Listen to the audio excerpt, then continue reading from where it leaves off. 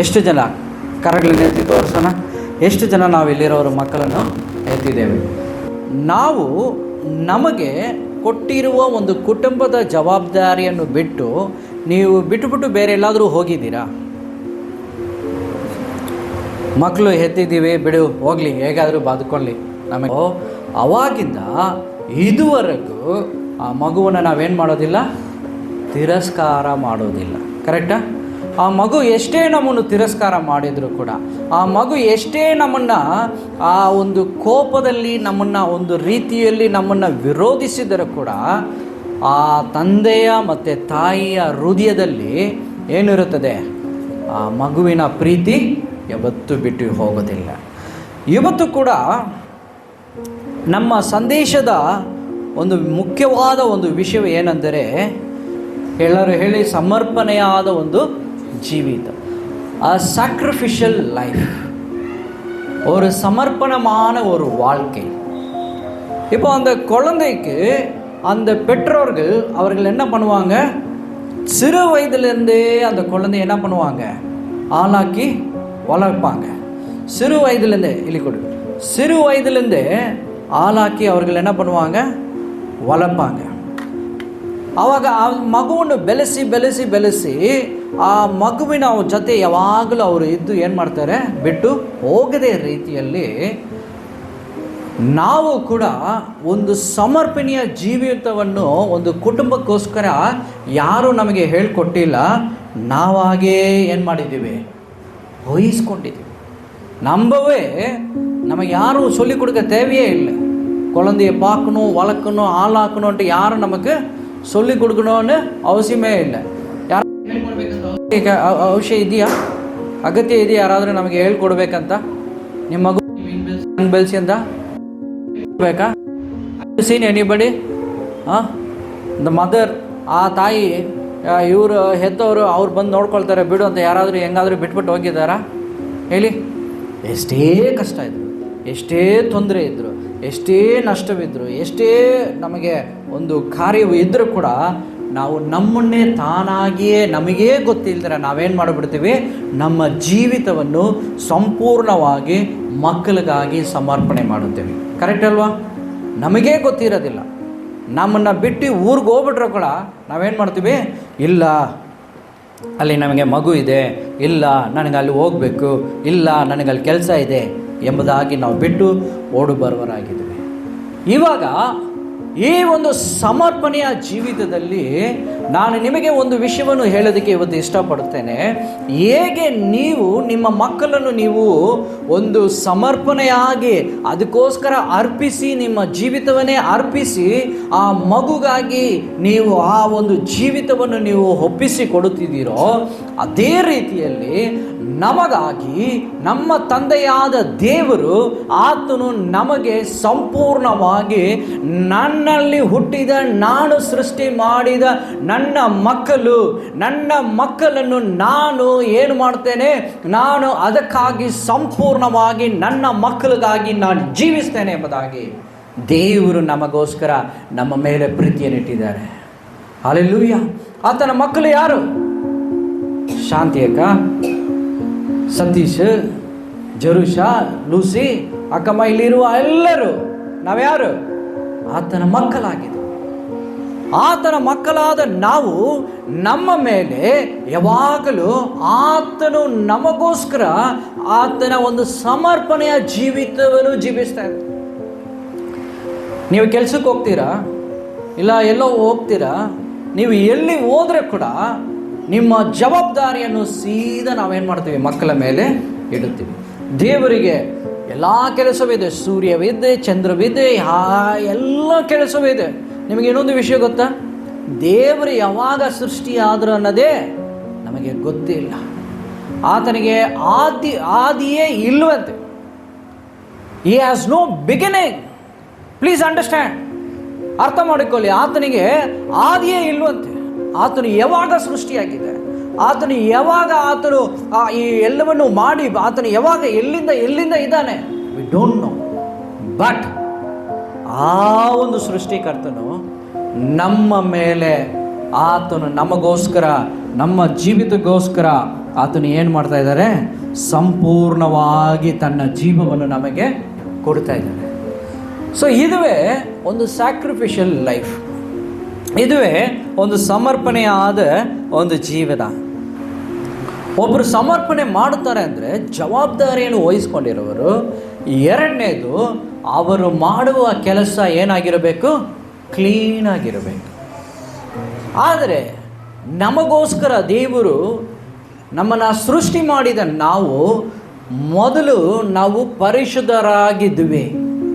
ನಾವು ಮನುಷ್ಯ ಕುಲ ಮೊದಲು ಪರಿಶುದ್ಧರಾಗಿದ್ದರು. ಆ ಪರಿಶುದ್ಧವಾಗಿರುವ ಸಮಯದಲ್ಲಿ ಈ ಭೂಮಿಯಲ್ಲಿ ಏನಾಯಿತು? ಶೈತಾನಿನ ಮುಖಾಂತರ ಪಾಪವು ಒಳಗಡೆ ಬಂತು. ಏದೇನು ದೊಡ್ಡ ಒಳಗಡೆ ಪಾಪವು ಬಂದ ಮೇಲೆ ಆ ಪಾಪವು ಇವಾಗ ಏನಾಯಿತು? ಮನುಷ್ಯರ ಒಳಗಡೆ ಆವರಿಸಿಕೊಂಡಿದೆ. ದಾವೀದನು ಒಂದು ವಾಕ್ಯದಲ್ಲಿ ಹೇಳುವನಾಗಿದ್ದಾನೆ, ನಾನು ಪಾಪದಲ್ಲಿ ನಾನು ಹುಟ್ಟಿದ್ದೇನೆ, ನನ್ನ ತಾಯಿ ಪಾಪದಲ್ಲಿ ನನ್ನನ್ನು ಗರ್ಭವನ್ನು ಧರಿಸಿದ್ದಾನೆ. ಹಾಗಾದರೆ ನಾವೆಲ್ಲರೂ ದೇವರ ಮಹಿಮೆಯನ್ನು ಕಳೆದುಕೊಂಡಿದ್ದೇವೆ. ಲೋಕದಲ್ಲಿ ಪಾಪವು ತುಂಬಲ್ಪಟ್ಟಿರೋ ಕಾರಣದಿಂದ ನಾನು ಬಾಳುತ್ತಾ ಇರುವುದೇ ಒಂದು ಪಾಪದ, ನನ್ನ ರಕ್ತವು ಒಂದು ಪಾಪದಲ್ಲಿ ಜೀವಿಸುವನಾಗಿದ್ದೇನೆ ಎಂಬುದಾಗಿ ನಾವು ನೋಡ್ತೇವೆ. ಪಾಪ ಅಂದರೆ ತಂದೆ ತಾಯಿಗೆ ಅವಿದ್ಯರಾಗಿ ಇರುವುದೇ ಒಂದು ಪಾಪ. ವಿದ್ಯೆ ಆಗಿಲ್ಲ ಅಂದರೆ, ಒಬಿಡಿಯಂಟ್ ಆಗಿ ಇರಲಿಲ್ಲ ಅಂದರೆ ದಟ್ ಇಸ್ ಅ ಸಿನ್. ಸತ್ಯವೇದ ಹೇಳ್ತೆ. ಎರಡನೇದು, ಪಾಪವು ದೇವರನ್ನು ನಾವು ಹುಡುಕದೇ ಹೋದರೆ ಅದು ಒಂದು ಪಾಪ. ಯೇಸು ಗೊತ್ತಿದೆ, ಆದರೆ ಯೇಸುವಿನ ಮಾರ್ಗದಲ್ಲಿ ನಡೆಯದೆ ನಾವು ಜೀವಿಸ್ತಾ ಇರುವ ಕೆಲವು ಸಮಯದಲ್ಲಿ ನಮ್ಮ ಹೃದಯದಲ್ಲಿ ಹೇಗೆ ಧೈರ್ಯ ಬರುತ್ತದೆ ಅಂದರೆ, ಎಲ್ಲವೂ ಗೊತ್ತು, ಎಲ್ಲ ಮಾಡೋಕ್ಕೂ ಗೊತ್ತು, ನಮಗೆ ಸತ್ಯವೇದ ಓದೋಕ್ಕೂ ಗೊತ್ತು, ಪ್ರಾರ್ಥನೆ ಮಾಡೋಕ್ಕೂ ಗೊತ್ತು, ಆದರೆ ಮಾಡೋದಕ್ಕೆ ಮನಸ್ಸು ಬರೋದಿಲ್ಲ. ಎಲ್ಲವೂ ಕಲಿತಿದ್ರೆ ಕೂಡ ಮನಸ್ಸು ಬರೋದಿಲ್ಲ. ಮಾಡ್ತೀನಿ ಅಂತ ಅನೇಕರು ಹೇಳ್ತಾರೆ, ನಾನು ಪ್ರಾಯರ್ ಮಾಡಿಬಿಡ್ತೀನಿ, ನಾನು ಇರ್ತೀನಿ, ನಾನು ಮಾಡ್ತೀನಿ. ಆದರೆ ನಾವು ಕೊಡುವ ಜವಾಬ್ದಾರಿಯಲ್ಲಿ ಅನೇಕರು ನಾವೇನು ಮಾಡೋದಿಲ್ಲ? ಕಾದುಕೊಳ್ಳೋದಿಲ್ಲ. ಸೊ ಪಾಪದಲ್ಲಿ ಇರುವ ನಾವು, ಪಾಪದಲ್ಲಿ ಜೀವಿಸುವ ಈ ಲೋಕವು ನಮಗೆ ಒಂದು ದೊಡ್ಡ ಒಂದು ಸಮರ್ಪಣೆಯಾದ ಒಂದು ಬಿಡುಗಡೆ ನಮಗೆ ಬೇಕು. ಯಾವ ರೀತಿಯಾದ ಬಿಡುಗಡೆ ಅಂದರೆ, ಇವಾಗ ಯಾರೋ ಒಬ್ಬರು ನಮ್ಮನ್ನು ಹಿಡಿದುಕೊಂಡು ಹೋಗ್ತಾರೆ ಅಂತ ಇಟ್ಕೊಳ್ಳಿ. ಓಕೆ, ನಮ್ಮ ಮಕ್ಕಳನ್ನು ಹಿಡಿದುಕೊಂಡು ಹೋದರೆ ಅಂತ ಇಟ್ಕೊಳ್ಳಿ. ಹಿಡಿದುಕೊಂಡು ಹೋದ ಮೇಲೆ ನಾವೇನು ಮಾಡ್ತೀವಿ? ಸುಮ್ಮನೆ ಹಾಗೆ ಬಿಟ್ಬಿಡ್ತೀವ? ನಾವು ಪ್ರಯಾಸ ಪಡ್ತೀವಿ. ನಾವು ಹೇಗಾದರೂ ಪ್ರಯಾಸಪಟ್ಟು ನಾವು ಸಂಪೂರ್ಣವಾಗಿ ನಾವು ಅದಕ್ಕೋಸ್ಕರ ಪ್ರಯಾಸಪಟ್ಟು ನಮ್ಮ ಜೀವಿತವನ್ನು ನಾವೇನು ಮಾಡ್ತೀವಿ? ಸಮರ್ಪಿಸುತ್ತೇವೆ. ಅದೇ ರೀತಿಯಲ್ಲಿ ತಂದೆಯಾದ ದೇವರು ಕೂಡ ಆತನು ನಮ್ಮನ್ನು ಎಂದಿಗೂ ಕೈ ಬಿಡದೆ ಆತನ ಬಳಿಗೆ ನಾವು ಪಾಪಗಳನ್ನು ಬಿಟ್ಟು ಆತನ ಬಳಿಗೆ ನಾವು ಸೇರಬೇಕೆಂಬುದಾಗಿ ಆತನು ನಮಗೋಸ್ಕರ ಪ್ರಯಾಸ ಪಡುವ ದೇವರಾಗಿದ್ದಾರೆ. ಆದ ಕಾರಣವೇ ನಾವು ಮನುಷ್ಯರು ಹೊಂದಿದ ಪಾಪದ ನಿಮಿತ್ತ ಯೇಸು ಸ್ವಾಮಿ ಭೂಮಿಗೆ ಕಳಿಸಲ್ಪಟ್ಟರು. ಎಷ್ಟು ಜನಕ್ಕೆ ಇದು ಗೊತ್ತಿದೆ? ನಾನು ಮಾಡಿದ ಪಾಪದ ಕಾರಣದಿಂದಲೇ ಯೇಸು ಸ್ವಾಮಿ ಭೂಮಿಗೆ ಕಳಿಸಲ್ಪಟ್ಟಿದೆ. ಸೊ ಯೇಸು ಸ್ವಾಮಿ ಭೂಮಿಗೆ ಕಳಿಸಲ್ಪಟ್ಟಿರುವಾಗ ಮೊದಲನೇದಾಗಿ ಕಳಿಸಿದ ಕಾರಣವೇನೆಂದರೆ, ದ ಫಸ್ಟ್ ಪಾಯಿಂಟ್ ಇಸ್ 1 ಯೋಹಾನ 1ನೇ ಅಧ್ಯಾಯ 7ನೇ ವಚನ. 1 John 1:7. 1 ಯೋಹಾನ 1ನೇ ಅಧ್ಯಾಯ 7ನೇ ವಚನ. ಆದರೆ ಆತನು ಬೆಳಕಿನಲ್ಲಿರುವಂತೆಯೇ ನಾವು ಬೆಳಕಿನಲ್ಲಿ ನಡೆದರೆ ನಾವು ಒಬ್ಬರ ಸಂಗಡಲೊಬ್ಬರು ಅನ್ಯೋನ್ಯತೆಯಲ್ಲಿದ್ದೇವೆ, ಮತ್ತು ಆತನ ಮಗನಾದ ಯೇಸುವಿನ ರಕ್ತವು ಸಕಲ ಪಾಪವನ್ನು ನಿವಾರಣೆ ಮಾಡಿ ನಮ್ಮನ್ನು ಶುದ್ಧಿ ಮಾಡುತ್ತದೆ.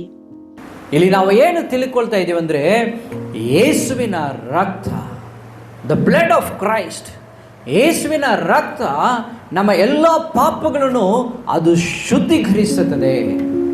ಯಾವ ರೀತಿಯಲ್ಲಿ ನೀವು ತಿಳ್ಕೊಳ್ರಿ, ಇವಾಗ ನೀವು ಇಲ್ಲಿ ಕುಳಿತುಕೊಳ್ಳಿದ್ದೀರಾ, ಇಲ್ಲಿ ನಾವು ಕುತ್ಕೊಳ್ಳುವಾಗ ಎಷ್ಟು ಸಮಯದಲ್ಲಿ ನಮಗೆ ವಿರೋಧವಾಗಿ ಏನೋ ಒಂದು ಸೆಕೆಂಡಲ್ಲಿ ನಾವು ಏನು ಮಾಡಿದ್ದೀವಿ, ಎಷ್ಟೋ ಸಲ ತಪ್ಪಿಸ್ಕೊಂಡು ಬಂದಿದ್ದೀವಿ. ನಿಮಗೆ ಗೊತ್ತಿರೋದ್ಯಾ? ಎಲ್ಲೆಲ್ಲೋ ಭೂಕಂಪ ಆಗ್ತಾ ಇದೆ, ದೇವ್ರು ನಮ್ಮನ್ನು ಕಾಪಾಡ್ತಾ ಇದ್ದಾರಾ? ಯಾರ್ಯಾರಿಗೋ ಕೊರೋನಾದಲ್ಲಿ ಸತ್ತೋಗ್ತಾ ಇದ್ದಾರೆ, ದೇವ್ರು ನಮ್ಮನ್ನು ಕಾಪಾಡ್ತಾ ಇದ್ದಾರಲ್ಲ. ಯಾವುದಾದ್ರೂ ರೀತಿಯಲ್ಲಿ ನಾವು ಅನೇಕ ಜನ ಈ ಲೋಕವನ್ನು ಬಿಟ್ಟು ಕಳೆದೋಗ್ತಾ ಇದ್ದಾರೆ, ಆದರೆ ದೇವರು ನಮ್ಮನ್ನು ಕಾಪಾಡ್ತಾ ಇದ್ದಾರಲ್ಲ. ಎಷ್ಟು ಕ್ಷಣದಲ್ಲಿ ದೇವರು ನಮ್ಮನ್ನು ಏನು ಮಾಡಿದ್ದಾರೆ, ನಮ್ಮ ಜೊತೆ ಇದ್ದು ನಮ್ಮನ್ನು ಕಾಪಾಡಿದ್ದಾನೆ. ಎಷ್ಟೋ ಸಮಯ ಒಂದು ಆಕ್ಸಿಡೆಂಟ್ ಆಗುವ ಸಮಯದಲ್ಲಿ ದೇವರು ನಮ್ಮನ್ನು ಎಷ್ಟು ಸಲ ಉಳಿಸಿದ್ದಾರೆ. ನೀವು ಕೆಲಸ ಮಾಡುವ ಸಮಯದಲ್ಲಿ ಎಷ್ಟು ಸಲ ಕರೆಂಟಲ್ಲಿ ಮುಟ್ತೀರಾ, ಕರೆಂಟು ಮುಟ್ಟುವಾಗ ಕರೆಂಟ್ ನಮ್ಮನ್ನು ಓಡಿದ್ದೀರಾ, ನಾವು ನಮ್ಮನ್ನು ಏನು ಮಾಡಿಬಿಡ್ತೀವಿ, ಸುರಕ್ಷಿತವಾಗಿ ಕಾಪಾಡ್ಬಿಡ್ತೀವಿ. ಯಾವುದೋ ಒಂದು ವಸ್ತು ನಮ್ಮ ಮೇಲೆ ಬೀಳದಿರಾ ಸುರಕ್ಷಿತವಾಗಿ ಕಾಪಾಡ್ಬಿಡ್ತೀವಿ. ಜರುಷ ಬಗ್ಗೆ ನಾವು ಯಾವತ್ತಿಗೂ ಮರೆಯೋಕ್ಕಾಗಲ್ಲ. ಜರುಷ 4 ವಯಸ್ಸು 3.5 ವಯಸ್ಸಲ್ಲಿ ಇರುವಾಗ ಒಂದು ದೊಡ್ಡ ಒಂದು ಅಪಘಾತ, ಒಂದು ಪಕ್ಕದಲ್ಲೇ ಬಿಲ್ಡಿಂಗ್ ಮಾಡ್ತಿದ್ದಾರೆ, ಬಿಲ್ಡಿಂಗ್ ಮೇಲಿಂದ ಅವರು ಬಿಲ್ಡಿಂಗ್ ಹೊಡಿತಾ ಇದ್ದಾರೆ. ಆ ಬಿಲ್ಡಿಂಗಲ್ಲಿಂದ ದೊಡ್ಡ ಒಂದು ಕಲ್ಲು, ಒಂದು ಅರ್ಧ ಹ್ಯಾಲೋ ಬ್ಲಾಕ್ ಕಲ್ಲು ಅವ್ರು ಕ್ಲೀನ್ ಮಾಡ್ತಾ ಇರುವಾಗ ಆ ಕಲ್ಲು ಹಾಗೆ ಬಿತ್ತು. ನಾನು ಹಿಂಗೆ ಕರೆದ ಮೇಲೆ ನೆಕ್ಸ್ಟ್ ಸೆಕೆಂಡ್ ಆ ಕಲ್ಲು ಬಿತ್ತು. ದೇವರು ಹೇಗೆ ಬಿಡುಗಡೆ ಮಾಡ್ತಾ ಇದ್ದಾರೆ, ದೇವರು ಯಾವಾಗ ಎಷ್ಟು ಸಮಯದಲ್ಲಿ ನಮ್ಮನ್ನು ಬಿಡುಗಡೆ ಮಾಡ್ತಾ ಇದ್ದಾರೆ. ಹಲ್ಲೆಲೂಯ. ಏಕೆ ಅಂದರೆ ಆತನ ಪ್ರೀತಿ ನಮ್ಮ ಮೇಲೆ, ಆತನ ರಕ್ತದಿಂದ ನಮ್ಮನ್ನು ತೊಳೆದಿದ್ದಾನೆ. ಯಾವಾಗ ನೀವು ದೀಕ್ಷಾಸ್ಥಾನ ತೆಗೆದುಕೊಂಡ್ರೋ, ಯಾವಾಗ ಯೇಸುವನ್ನು ಅರಿತುಕೊಂಡಿದ್ದೀರೋ, ಆ ದಿನದಿಂದ ನೀವು ಆತನ ರಕ್ತ, ಯೇಸು ಕ್ರಿಸ್ತನ ರಕ್ತ ಸಕಲ ಪಾಪಗಳನ್ನು ಶುದ್ಧೀಕರಿಸುತ್ತದೆ ಎಂಬುದಾಗಿ ಹೇಳಿದ ರೀತಿಯಲ್ಲಿ ಪ್ರತಿದಿನ ಆತನ ರಕ್ತ ನಮ್ಮನ್ನು ಎಲ್ಲ ಸಮಯದಲ್ಲೂ ಆತನ ರಕ್ತ ನಮ್ಮನ್ನು ಸುರಕ್ಷಿತವಾಗಿ ನಮ್ಮನ್ನು ನಡೆಸ್ತಾ ಇದೆ ಪ್ರಿಯರೇ. ಹಲ್ಲೆಲೂಯ. ಯೇಸುವಿನ ರಕ್ತವನ್ನು ಮರೆಯೋದು ಬೇಡ. ಇವತ್ತು ಎಷ್ಟು ಜನ ಯೇಸು ಸ್ವಾಮಿ ನನಗೋಸ್ಕರ ಆತನ ರಕ್ತದಿಂದ ನನ್ನನ್ನು ಶುದ್ಧೀಕರಿಸಿದ್ದೇನೆ ಎಂಬುದಾಗಿ ನಾವು ನೆನೆಸು ನೋಡ್ತೀವಿ. ಸ್ವಲ್ಪ ಯೋಚನೆ ಮಾಡಿ ನೋಡ್ರಿ, ಯೇಸುವಿನ ರಕ್ತ ನಮ್ಮನ್ನು ಎಷ್ಟು ಸಲ ನಮ್ಮನ್ನು ಶುದ್ಧೀಕರಿಸಿದೆ ಎಂಬುದಾಗಿ ನಾವು ನೆನೆಸ್ತಾ ಇದ್ದೀವಿ? ಇಲ್ಲ. ಯೇಸುವಿನ ರಕ್ತ ಪ್ರತಿ ಸಲ ಪ್ರತಿ ನಿಮಿಷ ನಮ್ಮ ಜೊತೆ ಇರುವುದಾಗಿದೆ. ಆತನ ಸಮರ್ಪಣೆಯ ರಕ್ತ, ಆತನ ರಕ್ತವು ಸುಮ್ಮನೆ ಬಂದು ಸುರಿಸ್ಬಿಟ್ಟು ಹೋಗಿಲ್ಲ. ನೀವು ಅಳ್ಕೊಳ್ಬೋದು, ಯೆರೂಸಲೇಮ್ ಹೇಳ್ತಾನೆ ಆತನು ಶಿಲುಬೆಯಲ್ಲಿ ತನ್ನ ರಕ್ತವನ್ನು ಸುರಿಸಿದ, ನನಗೆ ಹೇಗೆ ಬಂತು ಎಂಬುದಾಗಿ ನೀವು ಕೇಳ್ತಿದ್ದೀರ. ಯೇಸುವನ್ನು ಯಾರೆಲ್ಲ ನಂಬುತ್ತಾರೋ ಅವರಿಗೆ ದೇವರು ನಮಗೋಸ್ಕರ ಆತನು 2ನೇ ಆದಾಮನಾಗಿ ನಮ್ಮೆಲ್ಲರಿಗೂ ತನ್ನ ರಕ್ತವನ್ನು ಸುರಿಸಿದ್ದಾನೆ. ಆತನ ರಕ್ತದಿಂದ ಆತನೇ ಒಂದು ಕುರಿಯಾಗಿ, ಒಂದು ಯಜ್ಞದ ಕುರಿಯಾಗಿ ತನ್ನ ಕೈಗಳು, ಇಲ್ಲಿ ನೋಡಿದ್ರೆ ಈ ಕುರಿಯಲ್ಲಿ ನೀವು ನೋಡ್ರಿ ಕೈ ಕಾಲುಗಳು ಕಟ್ಟಲ್ಪಟ್ಟಿದೆ. ಕಾರಣವೇನೆಂದರೆ ಪಾಪದ ನಿವಾರಣೆಗಾಗಿ ಒಂದು ಕುರಿಯ ಒಂದು ಬಲಿಯನ್ನು ಕೊಟ್ಟು ಆ ರಕ್ತದಿಂದ ಬಿಡುಗಡೆ ಉಂಟು ಎಂಬುದಾದ ಒಂದು ಕಾರಣದಿಂದ, ಇದು ಯಾರು ಹೇಳಿಕೊಟ್ಟಿದ್ದು? ಇದು ದೇವರೇ ಹೇಳಿಕೊಟ್ಟಿದ್ದು. ಒಂದು ವೇಳೆ ನೀವು ಪಾಪವನ್ನು ಮಾಡುವುದಾದರೆ ಆ ಪಾಪದಿಂದ ನಿಮಗೆ ಬಿಡುಗಡೆ ಕೊಡಲು ಒಂದು ರಕ್ತವು ಸುರಿಯಲ್ಪಡಬೇಕೆಂಬುದಾಗಿ ದೇವರು ಕೊಟ್ಟಂಥ ಆಜ್ಞೆಗಾಗಿ ಮನುಷ್ಯರು ಎಲ್ಲರೂ ಕುರಿಯನ್ನು ಅವರು ಬಲಿ ಕೊಡೋಕ್ಕೆ ಪ್ರಾರಂಭಿಸಿದರು. ಆ ಬಲಿಯನ್ನು ಕೊಡುವಾಗ ಮನುಷ್ಯರ ಪಾಪವು ಹೆಚ್ಚಾಗ್ತಾ ಇರುವಾಗ ಸಾಧಾರಣವಾಗಿ ಕುರಿಯಾಗಿ ಹೋಗಿ ಬಲಿಯನ್ನು ಕೊಟ್ಟುಬಿಟ್ಟು ಬರ್ತಾ ಇದ್ದರು. ಆದರೆ ಇದು ಸರಿ ಇಲ್ಲ ಎಂಬುದಾಗಿ ಯೇಸು ಸ್ವಾಮಿನೇ ತನ್ನ ಸ್ವಂತ ಮಗನನ್ನು ನಮಗೋಸ್ಕರ ಕಲಿಸಿದರು. ಯೇಸು ಸ್ವಾಮಿಯನ್ನು ಕಟ್ಟಲ್ಪಟ್ಟರು, ಯೇಸು ಸ್ವಾಮಿಯನ್ನು ಒಡಿಸಿದರು, ಯೇಸು ಸ್ವಾಮಿಯನ್ನು ಆತನು ಹಿಂಸೆ ಪಡಿಸಿದರು, ಯೇಸು ಸ್ವಾಮಿಯ ತಲೆಯಲ್ಲಿ ಮುಳ್ಳಿನ ಕಿರೀಟವೇ ಧರಿಸಿದರು, ಯೇಸು ಸ್ವಾಮಿಯ ಆತನ ದೇಹದಲ್ಲಿ ಎಲ್ಲ ರೀತಿಯಲ್ಲಿ ಆತನ ಚರ್ಮವು ಅರಿಯಲ್ಪಟ್ಟಿದ್ದು, ಆತನ ದೇಹವನ್ನು ಸಂಪೂರ್ಣವಾಗಿ ಅದು ಯಾವುದಕ್ಕೂ ಇಲ್ಲದ ರೀತಿಯಲ್ಲಿ ಅದು ಅಷ್ಟು ಅಲ್ಲೋಲ ಕಲ್ಲೋಲವಾಗಿತ್ತು. ಆಗ ಯೇಸು ಸ್ವಾಮಿ, ನಾನು ನನ್ನ ಮಕ್ಕಳಿಗೋಸ್ಕರ ರಕ್ತ ಕೊಡ್ತಾ ಇದ್ದೇನೆ, ಇಲ್ಲಿರುವ ನಮ್ಮೆಲ್ಲರಿಗೋಸ್ಕರ, ಸುಮನ್ಗೋಸ್ಕರ, ಮುರುಗಣ್ಣನಿಗೋಸ್ಕರ, ಲೂಸಿಗೋಸ್ಕರ, ಜರುಷಗೋಸ್ಕರ, ಇಲ್ಲಿರುವ ನಮ್ಮೆಲ್ಲರಿಗೋಸ್ಕರ ಆತನ ರಕ್ತವು ನಾನು ಬಲಿಯಾಗ್ತೇನೆ ಎಂಬುದಾಗಿ ಯೇಸು ಕ್ರಿಸ್ತನ ರಕ್ತವು ಎಲ್ಲ ಸಕಲ ಪಾಪಗಳನ್ನು. ಇನ್ನೊಂದು ವಚನ ಓದೋಣ, ಪ್ರಕಟಣೆ 1ನೇ ಅಧ್ಯಾಯ 5ನೇ ವಚನ. ಪ್ರಕಟಣೆ 1:5. ಪ್ರಕಟಣೆ 1ನೇ ಅಧ್ಯಾಯ 5ನೇ ವಚನ. ವರ್ತಮಾನ, ಭೂತ, ಭವಿಷ್ಯತ್ ಕಾಲಗಳಲ್ಲಿರುವ ಆತನಿಂದ ಮತ್ತು ಆತನ ಸಿಂಹಾಸನದ ಮುಂದಿರುವ 7 ಆತ್ಮಗಳಿಂದ ಮತ್ತು ನಂಬತಕ್ಕ ಸಾಕ್ಷಿಯು ಸತ್ತವರೊಳಗಿಂದ ಮೊದಲು ಎದ್ದು ಬಂದವನು ಭೂರಾಜರ ಒಡೆಯನೂ ಆಗಿರುವ ಯೇಸು ಕ್ರಿಸ್ತನಿಂದ ನಿಮಗೆ ಕೃಪೆಯೂ ಶಾಂತಿಯೂ ಆಗಲಿ. ನಮ್ಮನ್ನು ಬಿಡಿಸಿ, ತನ್ನ ಪ್ರಾಣದಿಂದ ನಮ್ಮನ್ನು ಬಿಡಿಸಿ, ಆತನ ಪ್ರೀತಿಯಿಂದ ನಮಗೆ ಪ್ರೀತಿಯನ್ನು ಕೊಟ್ಟಿದ್ದಾನೆ. ಪ್ರಿಯನೇ, ಇಲ್ಲಿರುವ ನಾವೆಲ್ಲರೂ ಒಂದು ದೊಡ್ಡ ಸಮರ್ಪಣೆ ಹೇಳಿದ್ರೆ ನಾನು ಹೇಳ್ತೀನಿ, ಅದು ಯೇಸು ಸ್ವಾಮಿ. ಹಲ್ಲೆಲೂಯ. ಯೇಸು ಸ್ವಾಮಿ ಆತನು ಹೊರತು ನಮ್ಮ ಜೀವಿತಕ್ಕೆ ಯಾರು ಬೆಲೆಯನ್ನು ಕಟ್ಟೋದಕ್ಕೆ ಸಾಧ್ಯವಿಲ್ಲ. ಆ ಸರಿಸಮವಾದ ಬೆಲೆಯನ್ನು ಕೊಡುವುದಕ್ಕೆ ಯಾರಿಂದನೂ ಸಾಧ್ಯವಿಲ್ಲ. ಒಂದು ಗ್ರೀಕ್ ಭಾಷೆಯಲ್ಲಿ ಒಂದು ಪದವು ಹೀಗೆ ಹೇಳುತ್ತದೆ, ಆಂಟಿಲೂಟ್ರಾನ್ ಎಂಬುದಾದ ಒಂದು ವಾಕ್ಯ. ಆ ಪದಕ್ಕೆ ಅರ್ಥ ಏನೆಂದರೆ ಸರಿಸಮವಾಗಿ ಬೆಲೆಯನ್ನು ಕೊಡು. ಏನು? ಸರಿಸಮವಾದ ಬೆಲೆಯನ್ನು ಕೊಡು. ನನ್ನ ಪ್ರಾಣ ಎಷ್ಟು ದೊಡ್ಡದು, ಎಷ್ಟು ಅದು ಇಂಪಾರ್ಟೆಂಟು. ನಾವು ಅಂದ್ಕೊಂಡಿದ್ದೀವಿ ನಾವು ಏನೋ ಸಾಧಾರಣವಾಗಿ ಇದ್ದೀವಿ, ಜೀವಿಸ್ತಾ ಇದ್ದೀವಿ, ಹೋಗ್ತೀವಿ, ಬರ್ತೀವಿ ಅಂತ. ಆದರೆ ನಮ್ಮ ಪ್ರಾಣಕ್ಕೆ ಎಷ್ಟು ಬೆಲೆ ಇದೆ ಅಂದರೆ ಯೇಸು ಸ್ವಾಮಿಯ ರಕ್ತವು ನಮ್ಮ ಪ್ರಾಣಕ್ಕೆ ಬೆಲೆಯಾಗಿ ಕೊಟ್ಟಿದ್ದಾನೆ. ಹಲ್ಲೆಲೂಯಾ. ನಿಮ್ಮಲ್ಲಿರುವ ರಕ್ತಕ್ಕೆ, ನಿಮ್ಮಲ್ಲಿರುವ ಶರೀರಕ್ಕೆ, ನಿಮ್ಮಲ್ಲಿ ಇರುವ ಒಳಗಿನ ಆತ್ಮಕ್ಕೆ ಯೇಸು ಸ್ವಾಮಿ ಆತನ ರಕ್ತವು ನಮಗೆ ಕೊಟ್ಟಿದ್ದಾನೆ. ಹಲ್ಲೆಲೂಯಾ. ಇದು ಮಾಡಲು ಯಾರಿಂದ ಸಾಧ್ಯ? ಆತನ ಪ್ರೀತಿಯಿಂದ ಸಾಧ್ಯ. ಹಲ್ಲೆಲೂಯಾ. ಮತ್ತೆ ಯೇಸುವಿನ ರಕ್ತದಿಂದ ನಾವು ಎರಡನೇ ವಿಷಯವನ್ನು ನಾವೇನು ಕಲಿತಾ ಇದ್ದೇವೆ ಅಂದರೆ, ಒಂದು ವಚನವನ್ನು ಓದೋಣ. ಮತ್ತೆ 26-28. ಮತ್ತಾಯನು ಬರೆದ ಸುವಾರ್ತೆ ಅಧ್ಯಾಯ 26 ವಚನ 28. ಇದರಲ್ಲಿರುವುದನ್ನು ಎಲ್ಲರೂ ಕುಡಿಯಿರಿ, ಇದು ನನ್ನ ರಕ್ತ, ಇದು ಒಡಂಬಡಿಕೆಯ ರಕ್ತ, ಇದು ಪಾಪಗಳ ಕ್ಷಮೆಗಾಗಿ ಬಹು ಜನರಿಗೋಸ್ಕರ ಸುರಿಸಲ್ಪಡುವ ರಕ್ತ. ಇದು ಒಡಂಬಡಿಕೆಯಾದ ರಕ್ತ. What is that? It is a covenant. Covenant ಅಂದರೆ ಏನರ್ಥ? ಒಡಂಬಡಿಕೆ ಅಂದರೆ ಏನರ್ಥ? ಒಡಂಬಡಿಕೆ ಅಂದರೆ ಏನಮ್ಮ? ಒಡಂಬಡಿಕೆ ಅಂದರೆ ಏನು? S, okay. ಮನೆ ಅಗ್ರಿಮೆಂಟ್ ಅಂದರೆ ಅರ್ಥ ಆಯ್ತಾ? ಲೀಸ್ ಅಗ್ರಿಮೆಂಟ್ ಅಂದರೆ ಅರ್ಥ ಆಯ್ತಾ? ಯಾರೋ ಒಬ್ಬರು ಯಾರು ಗೊತ್ತಿಲ್ಲ, ಮನೆ ನಮ್ಮದು, ಅವರು ನಮ್ಮ ಮನೆಯಲ್ಲಿ ಬಂದು ಇರ್ತಾರೆ ಅಂತ ಹೇಳಿದ್ದಕ್ಕೆ ನಾವು ಒಂದು ಪತ್ರವನ್ನು ಮಾಡಿಕೊಳ್ತೇವೆ. ಆ ಪತ್ರದಲ್ಲಿ ಇಬ್ಬರು ಸೈನ್ ಮಾಡ್ತಾರೆ, ಇದುವೇ ಅಗ್ರಿಮೆಂಟ್. ಕರೆಕ್ಟಾ? ಯೇಸು ಸ್ವಾಮಿ ನಮ್ಮನ್ನು ನೋಡಿ ಹೇಳ್ತಾ ಇದ್ದಾರೆ, ನಿನ್ನ ಪ್ರಾಣವನ್ನು ನನ್ನ ರಕ್ತದ ಅಗ್ರಿಮೆಂಟ್ ಮಾಡಿಕೊಂಡಿದ್ದೀನಿ. ಹಲ್ಲೆಲೂಯಾ. ನಿನ್ನ ರಕ್ತದಲ್ಲಿ ನಿನ್ನ ಶರೀರವನ್ನು, ನಿನ್ನ ಒಂದು ಆತ್ಮವನ್ನು ನನ್ನ ರಕ್ತದಲ್ಲಿ ನಾನು ಅದನ್ನು ಬರೆದು ಇಟ್ಟು ಅಗ್ರಿಮೆಂಟ್, ಒಪ್ಪಂದ ಮಾಡಿಕೊಂಡಿದ್ದೇನೆ. ಹಲ್ಲೆಲೂಯಾ. ಇಲ್ಲಿ ಇರುವ ನೀವು ಸಾಧಾರಣವಾದ ವ್ಯಕ್ತಿಗಳಲ್ಲ. ಯೇಸು ನಿಮ್ಮೊಂದಿಗೆ ಒಂದು ಅಗ್ರಿಮೆಂಟನ್ನು ಮಾಡಿಕೊಂಡಿದ್ದಾರೆ. ಆತನು ನಿಮ್ಮೊಂದಿಗೆ ಒಂದು ಒಪ್ಪಂದವನ್ನು ಮಾಡಿಕೊಂಡಿದ್ದಾನೆ. ಆತನು ನಿಮ್ಮೊಂದಿಗೆ ಸೇರಿ ಬಾಳೋದಕ್ಕೆ ಇನ್ನೊಂದು ವಚನವನ್ನು ಓದೋಣ. ಎಬ್ರೇ ಬರೆದ ಪತ್ರಿಕೆ 9ನೇ ಅಧ್ಯಾಯ 15ನೇ ವಚನ. Hebrew 9:15. ಹಿಬ್ರಿಯ 9ನೇ ಅಧ್ಯಾಯ 15ನೇ ವಚನ. ಮತ್ತು ಈ ಕಾರಣದಿಂದ ಆತನು ಒಂದು ಹೊಸ ಒಡಂಬಡಿಕೆಗೆ ಮಧ್ಯಸ್ಥನಾಗಿದ್ದಾನೆ. ಮೊದಲನೆಯ ಒಡಂಬಡಿಕೆಯ ಕಾಲದಲ್ಲಿ ನಡೆದ ಅಕ್ರಮಗಳ ಪರಿಹಾರಕ್ಕಾಗಿ ಆತನು ಮರಣವನ್ನು ಅನುಭವಿಸಿದ್ದರಿಂದ ದೇವರಿಂದ ಕರೆಯಿಸಿಕೊಂಡವರು ವಾಗ್ದಾನವಾಗಿದ್ದ ನಿತ್ಯ ಬಾಧ್ಯತೆಯನ್ನು ಹೊಂದುವುದಕ್ಕೆ ಆತನ ಮೂಲಕ ಮಾರ್ಗವಾಯಿತು.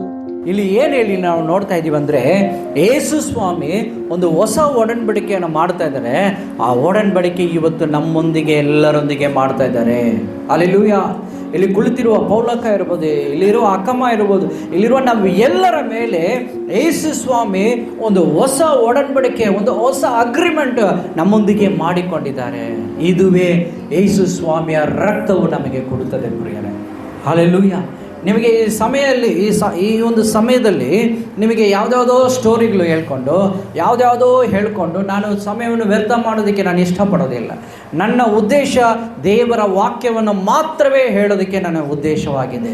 ಅದಕ್ಕೆ ಮಾತ್ರವೇ ನಾನು ಕರೆಯಲ್ಪಟ್ಟಿದ್ದೇನೆ. ನಾನು ನಿಮಗೆ ಇನ್ನೊಂದು ಸ್ಟೋರಿಯನ್ನು ಕೊಟ್ಟು ದೇವರ ವಾಕ್ಯಕ್ಕೆ ಇನ್ನೊಂದು ಸ್ಟೋರಿಯನ್ನು ಅಟ್ಯಾಚ್ ಮಾಡುವ ರೀತಿಗೆ ಅವಶ್ಯಕತೆಯೇ ಇಲ್ಲ. ಹಾಗಾಗಿ ಇಲ್ಲಿ ಕೊಡ್ತಾ ಇರುವ ಪ್ರತಿಯೊಂದು ವಾಕ್ಯವು ದೇವರ ವಾಕ್ಯವಾಗಿದೆ ಪ್ರಿಯರೇ. ಯೇಸುವಿನ ರಕ್ತ ಏನು ಮಾಡ್ತಾ ಇದೆ? ಯೇಸುವಿನ ರಕ್ತ ನಮ್ಮ ಜೀವಿತದಲ್ಲಿ ಹೇಗೆ ಬರ್ತಾ ಇದೆ ಎಂಬುದಾಗಿ ನೀವು ಕೇಳೋದಾದರೆ, ಮೊದಲು ಯೇಸುವಿನ ರಕ್ತ ನಮ್ಮ ಪಾಪವನ್ನು ನಮಗೋಸ್ಕರ ಸಮರ್ಪಿಸಿ ನಮ್ಮ ಪಾಪವನ್ನು ಆತನು ತೊಳೆದಿರುವ ದೇವರಾಗಿದ್ದಾರೆ. ಎರಡನೇದು, ಯೇಸುವಿನ ರಕ್ತ ನಮ್ಮೊಂದಿಗೆ ಒಡಂಬಡಿಕೆ ಮಾಡಿಕೊಂಡಿರೋದಾಗಿದೆ. ಮೂರನೇದು, ಅದೇ ಇಬ್ರಿಯ 13:20 ಓದ್ರಿ. ಹಿಬ್ರಿಯ 13ನೇ ಅಧ್ಯಾಯ 20ನೇ ವಚನ. ಶಾಶ್ವತವಾದ ಒಡಂಬಡಿಕೆಯನ್ನು ನಿಶ್ಚಯಪಡಿಸುವುದಕ್ಕಾಗಿ ತನ್ನ ರಕ್ತವನ್ನು ಸುರಿಸಿಕೊಂಡು ಸಭೆಯೆಂಬ ಹಿಂಡಿಗೆ ಮಹಾಪಾಲಕನಾಗಿರುವ ನಮ್ಮ ಕರ್ತನಾದ ಯೇಸುವನ್ನು ಸತ್ತವರೊಳಗಿಂದ ಬರಮಾಡಿದ ಶಾಂತಿದಾಯಕನಾದ ದೇವರು ನೀವು ತನ್ನ ಚಿತ್ತವನ್ನು ನೆರವೇರಿಸುವ ಹಾಗೆ ಸಕಲ ಸತ್ಕಾರ್ಯಗಳಿಗೆ ಬೇಕಾದ ಅನುಕೂಲತೆಯನ್ನು ನಿಮಗೆ ಅನುಗ್ರಹಿಸಲಿ. ಶಾಶ್ವತವಾದ ಜೀವನವನ್ನು ಕೊಡೋಕ್ಕೆ, ಈಗ ಎಕ್ಸ್ಪ್ಲೇನ್ ಮಾಡ್ತೇನೆ, ಅರ್ಥ ಮಾಡಿಕೊಳ್ಳಿ. ಒಂದು ಶಾಶ್ವತವಾದ ಜೀವನ. ಶಾಶ್ವತ ಅಂದರೆ ಏನು? ಕೊನೆಯೇ ಇಲ್ಲ, ಅದಕ್ಕೆ ಲಿಮಿಟ್ ಇಲ್ಲ, ಅದಕ್ಕೆ ಎಂಡ್ ಇಲ್ಲ. ನೀವು ಒಂದು ವೇಳೆ ಒಂದು ಮೊಬೈಲ್ ರೀಚಾರ್ಜ್ ತಗೊಂಡ್ರೆ ಅದು ಒಂದು ದಿನ ಎಂಡ್ ಆಗಿಬಿಡುತ್ತೆ. ಎಲೆಕ್ಟ್ರಿಸಿಟಿ ಕರೆಂಟ್ ಮನೆಗೆ ಹಾಕ್ಸ್ಕೊಂಡ್ರೆ ಅದು ಒಂದು ದಿನ ಕಟ್ ಆಗಿಬಿಡುತ್ತದೆ. ನೀವು ಏನಕ್ಕೋ ಹೋಗಿ ಒಂದು ಕೆಲಸಕ್ಕೆ ಹೋದರೆ ಅದು ಒಂದು ದಿನ ಹೋಗ್ಬಿಡುತ್ತೆ. ಇನ್ನೂ ಹೆಚ್ಚಾಗಿ ಮೇಲೆ ಹೇಳಬೇಕಾದ್ರೆ ನಮ್ಮ ಜೀವಿತವೇ ಏನಿಲ್ಲ, ಕಂಟಿನ್ಯೂಸ್ ಭೂಮಿನಲ್ಲಿ ಇರೋದಕ್ಕೆ ಸಾಧ್ಯವೇ ಇಲ್ಲ.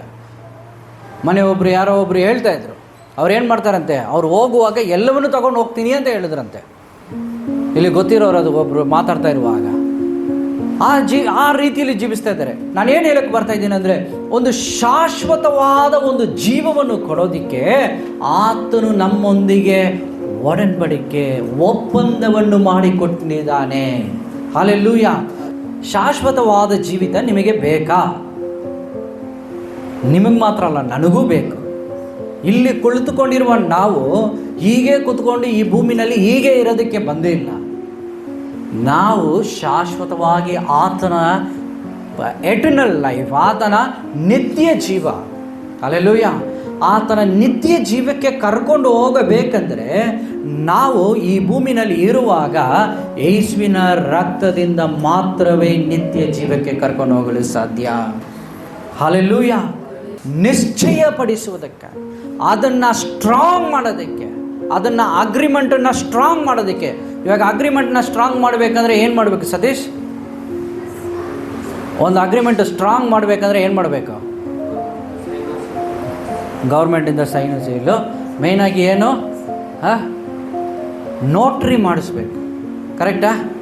ನಿಮ್ಮ ಅಗ್ರಿಮೆಂಟು ಲಾಯರ್ ಹತ್ರ ತಗೊಂಡೋಗಿ ಸೈನ್ ಮಾಡಬೇಕು. ಲಾಯರ್ ಪಾಸ್ಪೋರ್ಟ್ ಎಷ್ಟು ಜನ ತರಿಸ್ಕೊಂಡಿದ್ದೀರಾ ಮನೆಗೆ? ನಿಮ್ಮ ಮಕ್ಕಳು ಯಾರಾದರೂ ಪಾಸ್ಪೋರ್ಟ್ ತರಿಸ್ಕೊಳ್ಳುವಾಗ ಪಾಸ್ಪೋರ್ಟ್ ಬಂದ್ಬಿಡುತ್ತದೆ. ಆದರೆ ಅದೇ ಪಾಸ್ಪೋರ್ಟ್ನ ವೆರಿಫಿಕೇಷನ್ ಅಂತ ಹೇಳ್ತಾರೆ. ಯಾರ verification? Police verification. Police confirm ಮಾಡಿ ಸೀಲ್ ಹೊಡೆದಿಲ್ಲ ಅಂದರೆ ಪಾಸ್ಪೋರ್ಟ್ ಮನೆಗೆ ಬರೋಲ್ಲ. ಹೊರದೇಶ ಟ್ರಾವೆಲ್ ಮಾಡ್ತಾರಂದರೆ ಆ ಪಾಸ್ಪೋರ್ಟ್ ಒಳಗಡೆ ಒಂದು ಸೀಲ್ ಹಾಕಬೇಕು. ಬೆಂಗಳೂರು ಏರ್ಪೋರ್ಟ್ ಅಥಾರಿಟಿ ಒಂದು ಸೀಲ್ ಹಾಕಬೇಕು. ಇಲ್ಲಿಂದ ಹೋಗ್ತಾ ಇದ್ದಾರೆ, ಅಲ್ಲಿ ಹೋದ್ಮೇಲೆ ಅಲ್ಲಿ ಒಂದು ಸೀಲು ಹಾಕ್ತಾರ ಇಲ್ವಾ ಸತೀಶ್? ಅಲ್ಲಿಂದ ಏನು ಮಾಡ್ತಾರೆ? ವೀಸಾಗೆ ಸೀಲ್ ಆಗ್ತದೆ. ಪಾಸ್ಪೋರ್ಟ್ ಇದೆ, ಆದರೆ ಹಾಗೆ ಹೋಗೋಕ್ಕಾಗುತ್ತಾ?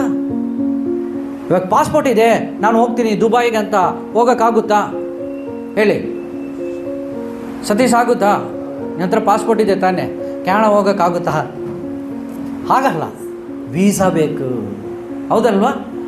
ಅದೇ ರೀತಿಯಲ್ಲಿ ಯೇಸುವಿನ ರಕ್ತ ಅದನ್ನು ನಮಗೆ ನಿತ್ಯ ಜೀವವನ್ನು ಖಚಿತಪಡಿಸೋದಕ್ಕೆ ಕಾರಣ ಯಾರಂದರೆ ಯೇಸು ಸ್ವಾಮಿಯ ರಕ್ತ. ಹಲ್ಲೆಲೂಯ. ಈಗ ಅರ್ಥ ಆಗ್ತಾ ಇದೆಯಲ್ಲ? ಯೇಸು ಸ್ವಾಮಿಯ ರಕ್ತ ನಮ್ಮನ್ನು ನಿತ್ಯ ಜೀವಕ್ಕೆ ಕರ್ಕೊಂಡೋದಕ್ಕೆ ಆತನ ರಕ್ತವೇ ನಮ್ಮನ್ನು ಖಚಿತಪಡಿಸೋದಾಗಿದೆ. ಯೇಸುವಿನ ರಕ್ತ ನಮ್ಮನ್ನು ಎಲ್ಲರನ್ನೂ ಪರಿಶುದ್ಧಗೊಳಿಸಿದೆ. ಸೊ ಫಸ್ಟಿಂದ ಮೊದಲ ಪಾಯಿಂಟ್, ಯೇಸು ಕ್ರಿಸ್ತನ ರಕ್ತ. ಎಲ್ಲ ಹೇಳಿ, ನಾನು ಹೇಳೋದನ್ನೇ ರಿಪೀಟ್ ಮಾಡಿ. ಯೇಸು ಕ್ರಿಸ್ತನ ರಕ್ತ ನನ್ನ ಎಲ್ಲ ಪಾಪಗಳನ್ನು ಶುದ್ಧೀಕರಿಸಿದೆ. ಯೇಸು ಕ್ರಿಸ್ತನ ರಕ್ತ ನನ್ನನ್ನು ಹೊಸ ಒಡಂಬಡಿಕೆ ಮಾಡಿಕೊಂಡಿದೆ. ಮೂರನೇದು, ಯೇಸು ಕ್ರಿಸ್ತನ ರಕ್ತ ಮುಖಾಂತರ ನನಗೆ ಪರಲೋಕವು ಖಚಿತಪಡಿಸಿದೆ. Hallelujah, hallelujah. ಓ, ಕರಗಳನ್ನು ಮೇಲೆ ಎತ್ತಿ ದೇವರಿಗೆ ಸ್ತೋತ್ರ ಮಾಡ್ರಿ. ಇದಕ್ಕಿಂತ ಒಂದು ಉನ್ನತವಾದ ಒಂದು ಭಾಗ್ಯ ಯಾರು ಕೊಡೋಕ್ಕೆ ಸಾಧ್ಯ? ಯಾರ ರಕ್ತ? ನಾನು ಈಗಾಗಲೇ ಹೇಳಿದ್ದೇನೆ, ನಮ್ಮ ಏನಕ್ಕೂ ಯೂಸ್ ಇಲ್ದಿರ ನಮ್ಮನ್ನು, ಏನಕ್ಕೂ ಪ್ರಯೋಜನಕ್ಕೆ ಇಲ್ಲದ ನಮ್ಮನ್ನು ನಮ್ಮ ಮೇಲೆ, ನಮ್ಮ ಎಲ್ಲರ ಮೇಲೆ ತನ್ನ ಅಮೂಲ್ಯವಾದ ರಕ್ತವು ನಮಗೋಸ್ಕರ ಸುರಿಸಿರುವನಾಗಿದೆ. ಆತನು ಯಾವುದೋ ಒಂದು ಕುರಿಗೋಸ್ಕರ ಸುರಿಸಿಲ್ಲ, ಆತನು ಯಾವುದೋ ಒಂದು ಬಿಲ್ಡಿಂಗ್ಗೋಸ್ಕರ, ಇಲ್ಲ ಯಾವುದೋ ಒಂದು ಪ್ರಾಣಿಗೋಸ್ಕರ, ಇಲ್ಲ ಮರಕ್ಕೋಸ್ಕರ, ನೀರಿಗೋಸ್ಕರ, ಇಲ್ಲ ಸಮುದ್ರದಲ್ಲಿರುವ ಮೀನುಗಳಿಗೋಸ್ಕರ ಆತನು ತನ್ನ ಪ್ರಾಣವನ್ನು ಕೊಟ್ಟಿಲ್ಲ. ಇಲ್ಲಿ ಕುಳಿತಿರುವ ನಮ್ಮೆಲ್ಲರಿಗೋಸ್ಕರ ಪ್ರಾಣವನ್ನು ಕೊಟ್ಟಿದ್ದಾನೆ. ಆಮೆನ್. ನಿಮಗೋಸ್ಕರ ತನ್ನ ಪ್ರಾಣವನ್ನು ಕೊಟ್ಟಿದ್ದಾನೆ, ನಮ್ಮೆಲ್ಲರಿಗೋಸ್ಕರ ತನ್ನ ಪ್ರಾಣವನ್ನು ಕೊಟ್ಟಿದ್ದಾನೆ. ಆತನ ರಕ್ತ ಅಮೂಲ್ಯವಾದುದು. ಎಷ್ಟು ಜನ ಆತನ ರಕ್ತವನ್ನು ಅಮೂಲ್ಯವಾದುದು ಎಂಬುದಾಗಿ ನೀವು ನೆನೆಸಿದ್ದೀರ ನಿಮ್ಮ ಜೀವಿತದಲ್ಲಿ? How many of you are thinking at least once in a day, Jesus Christ is died for me, ಯೇಸು ಸ್ವಾಮಿ ನನಗೋಸ್ಕರ ಸತ್ತಿದ್ದಾನೆ ಅಂತ ಎಷ್ಟು ಜನ ನಾವು ಆತನ ರಕ್ತವು ನನ್ನ ಮೇಲೆ ಇದೆ ಎಂಬುದಾಗಿ ಎಷ್ಟು ಜನ ಪ್ರಾರ್ಥನೆ ಮಾಡ್ತೀರ? ಅಲ್ಲಿ ಕೈ ಎತ್ತಿ ನೋಡೋಣ, ಪರವಾಗಿಲ್ಲ ನೋಡೋಣ. ವಾರದಲ್ಲಿ ಒಂದು ಸಲ ಆದರೂ ನಿನ್ನ ರಕ್ತದಿಂದ ನನ್ನನ್ನು ತೊಳೆದಿದೆಯಾ ಅದಕ್ಕಾಗಿ ಸ್ತೋತ್ರ ಎಂಬುದಾಗಿ ಎಷ್ಟು ಜನ ಪ್ರಾರ್ಥನೆ ಮಾಡ್ತಾರೆ? ಕೈ ಎತ್ತಿ. ನಾನು ಪ್ರಾರ್ಥನೆ ವಿಷಯದಲ್ಲಿ ಸ್ವಲ್ಪ ಸ್ಟ್ರಿಕ್ಟ್ ಆಗ್ತಾನೆ ಇರ್ತೇನೆ. ಓಕೆ, ವಾಕ್ಯ ಪ್ರಾರ್ಥನೆ ನನಗೆ ತುಂಬ ಇಂಪಾರ್ಟೆಂಟ್. ಅದನ್ನೇ ಕಳಿಸೋಕ್ಕೆ ದೇವರು ನಿಮ್ಮ ಮುಂದೆ ನನ್ನನ್ನು ನಿಲ್ಲಿಸಿದ್ದಾನೆ. ಇದನ್ನು ನಾನು ಕೇಳದೆ ಹೋದರೆ, ಇದನ್ನು ನಾವು ಖಚಿತಪಡಿಸದೆ ಹೋದರೆ, ನಾವು ಇಲ್ಲಿ ನಿಂತು ನಾವು ಮಾಡುವ ಆರಾಧನೆ ಯಾವುದೂ ಪ್ರಯೋಜನವಿಲ್ಲ. ಯೇಸುವಿನ ರಕ್ತವನ್ನು ಹೇಳಿ ಪ್ರಾರ್ಥನೆ ಮಾಡು. ಆವಾಗಲೇ ಒಂದು ಹಾಡು ಆಡಿದ್ವಲ್ಲ, ಯೇಸುವಿನ ರಕ್ತ ನನ್ನ ಮೇಲೆ, ಯಾರು ನಮ್ಮ ಬಲಿಯಲ್ಲಿ ಬರಲ್ಲ? ಸೈತಾನು ನನ್ನ ಬಲಿಯಲ್ಲಿ ಬರಲ್ಲ. ಹಲ್ಲೆಲೂಯಾ. ಇವಾಗ ಅನೇಕರು ಹೇಳ್ತಾರೆ, ಶೈತಾನ ಶೋಧನೆ ಬಂದ್ಬಿಡ್ತು. ಏನು ಮಾಡ್ತಿದ್ದೀವಿ ನಾವು? ತಗೊಂಡು ಬಂದು ಚರ್ಚಲ್ಲಿ ಇಟ್ಬಿಟ್ಟಿದ್ದೀವಿ, ಇಲ್ಲ ಯೇಸು ಸ್ವಾಮಿನ ಬೈಬಲ್ ಎತ್ತಿ ಒಳಗಡೆ ಹಾಕ್ಬಿಟ್ಟಿದ್ದೀವಿ, ಇಲ್ಲ ಯೇಸು ಸ್ವಾಮಿನ ಮೂಲೆಯಲ್ಲಿ ಎಲ್ಲೋ ಬಿಟ್ಟುಬಿಟ್ಟಿದ್ದಾರೆ. ಯೇಸು ಸ್ವಾಮಿಯ ರಕ್ತವನ್ನು ಪ್ರತಿದಿನ ನಾವೇನು ಮಾಡಬೇಕು? ನೆನೆಸಿ ನೋಡಬೇಕು. ಯೇಸು ಸ್ವಾಮಿ ಪರಲೋಕವನ್ನು ಬಿಟ್ಟು ಈ ಭೂಮಿಗೆ ಇಳಿದು ಬಂದು ನಮ್ಮೆಲ್ಲರ ಪಾಪಗಳನ್ನು ಕ್ಷಮಿಸೋಸ್ಕರ ತನ್ನ ರಕ್ತವನ್ನು ಸುರಿಸಿದರು. ಇವತ್ತು ಈ ದಿನದಲ್ಲಿ ನೀವು ನಂಬುತ್ತೀರಾ? ನಿಮ್ಮ ಎಲ್ಲ ಪಾಪವನ್ನು ದೇವರ ಪ್ರಸನ್ನತೆಯಲ್ಲಿ ಒಪ್ಪಿಸಿ, ತನ್ನನ್ನು ಸೃಷ್ಟಿ ಮಾಡಿದ ಸೃಷ್ಟಿಕರ್ತನು ನನ್ನ ಕರ್ತನು ಎಂಬುದಾಗಿ ನೀವು ಒಪ್ಪಿಸಿ, ನೀವು ನಿಮ್ಮ ಜೀವಿತವನ್ನು ಒಪ್ಪಿಸಿಕೊಡೋಕ್ಕೆ ಇವತ್ತು சாத்தியமா? யோசனை ಮಾಡಿ ನೋಡ್ರಿ. நீங்கள் கொஞ்சம் யோசனை பண்ணி பாருங்க. உங்கள் வாழ்க்கையை என்னை உண்டாக்கினதான என் ஆண்டவராகிய இயேசு கிறிஸ்துக்கு என் வாழ்க்கையை நான் கொடுக்கிறேன் என்று. இரண்டாவது, அவருடைய பாடு மரணம், அதில் இயேசு கிறிஸ்து அவர் எனக்காக மரித்து என் பாவங்களை சுத்திகரித்திருக்கிறார். எனக்காக ಶಿಲುಬೆயை அவர் ತೂಕಿ இருக்கிறார். ನನಗೋಸ್ಕರ ಶಿಲುಬೆಯನ್ನು ಒತ್ತಿದ್ದಾನೆ ಎಂಬುದಾಗಿ ನೀವು ನೆನೆಸಿ ನೋಡೋರಾಗಿದ್ದೀರಾ? ಇನ್ನೊಂದು ಪ್ರಶ್ನೆಯನ್ನು ನಾನು ಕೇಳ್ತೀನಿ. ಯೇಸು ಸ್ವಾಮಿಗಾಗಿ ನೀವು ನಿಮ್ಮ ಜೀವಿತವನ್ನು ಬದಲಾಗೋದಕ್ಕೆ ಒಪ್ಪಿಸಿಕೊಡ್ತೀರಾ? ಯೇಸು ಸ್ವಾಮಿಯ ಮುಂದೆ ಒಂದು ಚಿಕ್ಕ ಮಗುವಾಗಿ ಮಾರ್ಪಡೋದಕ್ಕೆ ತಗ್ಗಿಸಿಕೊಂಡು ಕ್ಷಮಿಸಲ್ಪಟ್ಟು ನಾವು ಬೇರೆಯವ್ರನ್ನ ಕ್ಷಮಿಸಿ ನಾವು ಯೇಸು ಸ್ವಾಮಿಗಾಗಿ ಬಾಳೋದಕ್ಕೆ ಒಪ್ಪಿಸಿಕೊಡ್ತೀರಾ? ಈ ಒಂದು ಪ್ರಶ್ನೆಗಳು ನಿಮ್ಮ ಮನಸ್ಸಲ್ಲಿ ಇಟ್ಟುಕೊಂಡು ನೀವು ಪ್ರಾರ್ಥನೆ ಮಾಡಿರಿ. ದೇವರು ನಿಮ್ಮನ್ನು ಬಲಪಡಿಸುವನಾಗಿ